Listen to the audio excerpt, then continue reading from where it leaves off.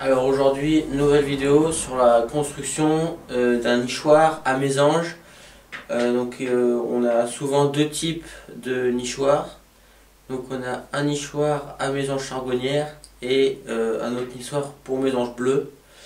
Il existe aussi d'autres nichoirs pour mésange nonnette, mais elles occupent plus rarement les nichoirs. Donc dans un premier temps, il vous faut deux mèches à bois. Donc voilà, ça se trouve comme ça. En fait, c'est ce qui vous permet de faire le trou dans le nichoir. Et donc pour mésange bleu, le diamètre du trou sera 28 mm et pour mésange charbonnière 32 mm. Ensuite, il vous faut la matière pour faire votre nichoir, donc c'est des planches de bois. Donc moi en revanche, j'ai pris une planche de bois d'un ancien meuble. Ensuite, comme autre outil, il vous faut une scie sauteuse. Donc une scie sauteuse pour faire vos découpes.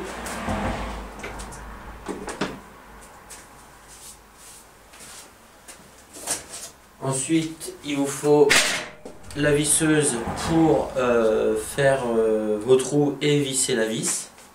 Alors moi en l'occurrence, la visseuse, je trouve c'est pas trop le meilleur moyen pour faire le trou, le pré-trou pour la mésange. Donc du coup, je prends une perceuse. Donc c'est plus puissant, donc le trou est de meilleure qualité. Ensuite, donc il vous faut des vis. Donc des vis qui sont pas très longues, mais suffisamment pour que ça tienne dans les planches. Et ensuite, moi souvent je mets des charnières comme ça. Pour ça c'est plus facile pour ouvrir le toit, mais j'en mets pas tout le temps.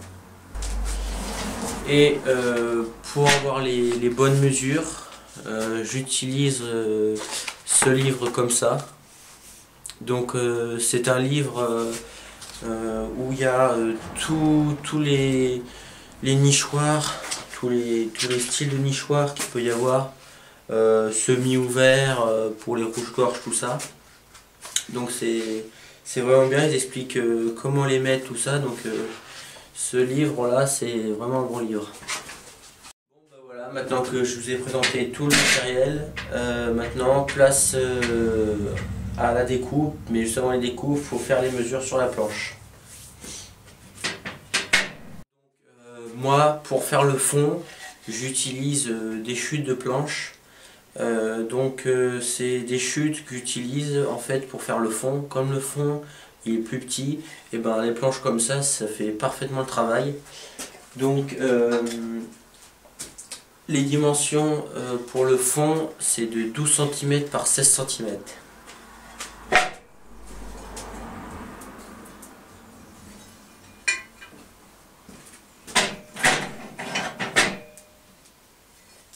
Donc pour faire des bons tracés, je prends une équerre, le crayon de papier et un mètre. Donc là, ce qu'il faut que je fasse, moi juste avant de faire mes découpes du fond, la planche n'était pas très droite, donc du coup j'ai refait à l'équerre un tracé droit.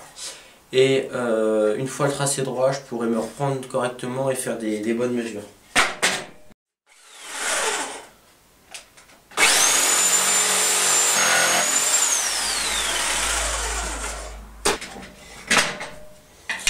Donc là, j'ai fait les tracés de mon fond. Donc une fois que j'aurai fait toutes mes tracés pour les nichoirs, toutes les mesures, une fois qu'elles sont faites, je passe à toute la découpe de toutes les planches. Donc en premier, faut faire le toit en premier. Donc c'est 16 cm par 20. Ensuite, on continue avec le dos qui fait 16 cm par 30, donc 16 de large et 30 cm de haut. En fait, sur ce nichoir, tout fait 16 cm de large. Donc toujours important, utiliser l'équerre, parce que l'équerre c'est vraiment ce qui va vous servir de faire des traits droits, et donc après que tout va bien se visser, il n'y aura pas de jeu. Donc après, ce que j'utilise moi, c'est une règle une fois que j'ai pris mon 16 cm pour rejoindre l'autre, j'utilise cette règle.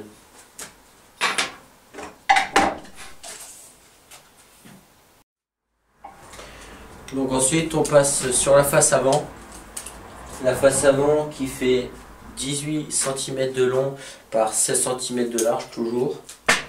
Donc là, moi la planche ici elle a un petit défaut, donc je vais prendre une autre planche pour faire la face avant. Donc voilà, j'ai retrouvé une autre planche et ce sera impeccable.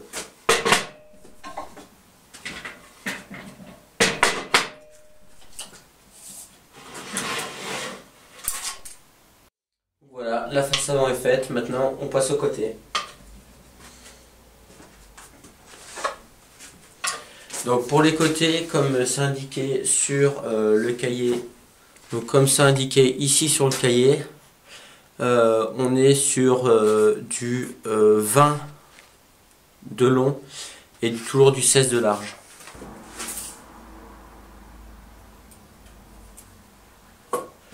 Donc voilà, le petit bout de planche, ça y est, il est entièrement utilisé. Il reste un petit bout là qui est un peu abîmé, peut-être je m'en servirai pour faire un fond ou une face avant sur un autre nichoir.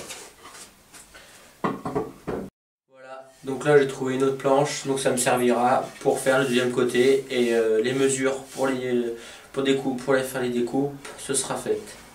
Donc là je répète, toujours 18 cm par 20 pour le côté. Allez, maintenant c'est parti, place à la découpe.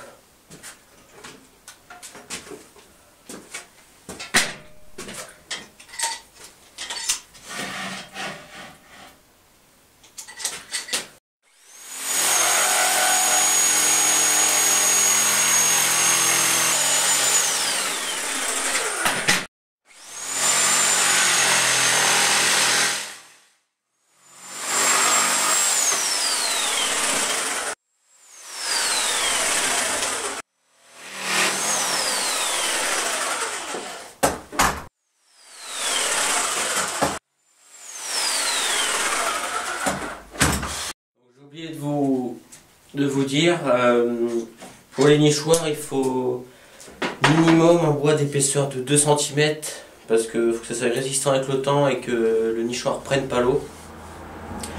Donc évitez tout ce qui est contreplaqué, ou à la rigueur prendre du contreplaqué bien épais. Donc celui-là il est bien épais, donc ça vous pouvez le prendre. Mais voilà, un minimum 1,8, 2 cm c'est l'idéal. Parce que après votre nichoir il peut prendre l'eau et puis le bois s'abîmera trop vite. Donc pour commencer dans l'assemblage, on va commencer par assembler le fond et un côté. Donc pour assembler le fond et le côté, rien de compliqué. Vous avez juste bien superposer les deux. Et ensuite mettre une vis sur cette planche là et ce sera fixé. Moi pour m'aider j'utilise cet outil là. En fait il va me permettre de mettre ma planche là et de venir visser tranquillement sans que ça bouge. Donc voilà, donc là je vais vous mettre une vue plus comme ça.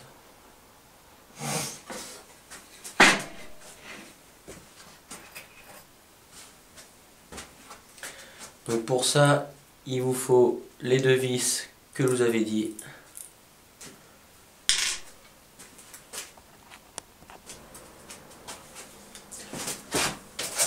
Donc j'ai été chercher la batterie et la visseuse. Hop, donc c'est une visseuse comme ça.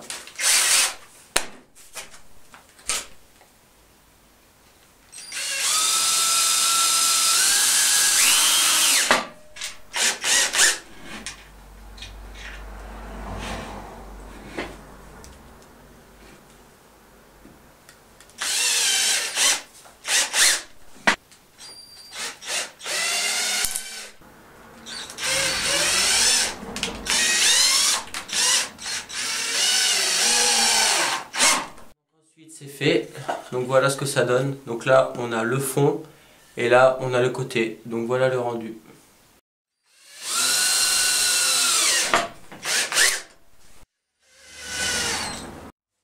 Voilà, donc le deuxième côté est assemblé. Maintenant je passe au dos.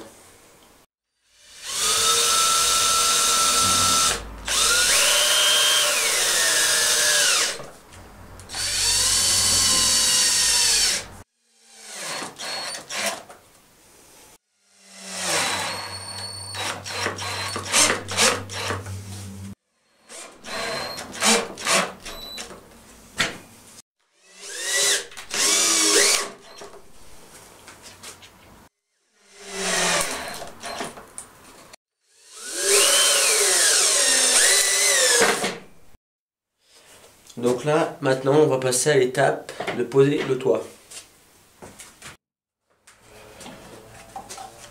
Donc maintenant, on passe à l'étape de percer le trou au milieu.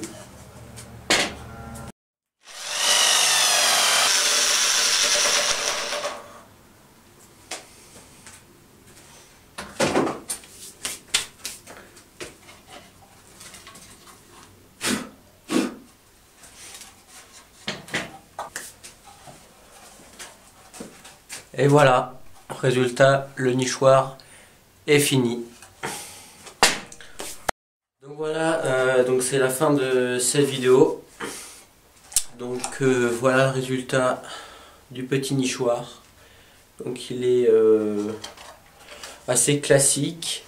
Donc je répète, donc pour le diamètre des trous des mésanges charbonnières, c'est 32 mm et pour le diamètre des mésanges bleues, c'est 28 mm. Donc là, moi j'ai fait un trou de 28 mm. Donc vous voyez que c'est relativement petit comme trou, parce que c'est des petits oiseaux. Donc voilà, après pour les nichoirs, on peut les accrocher à des arbres, environ 1,80 m de hauteur minimum, à 2 m c'est bien.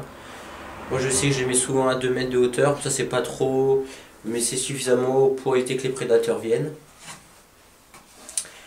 Et donc on peut les accrocher aussi au pied d'un bâtiment, mais moi je trouve que l'idéal c'est de les mettre accrochés à un arbre, mettre une vis là, une vis en bas ici, et hop de le visser directement.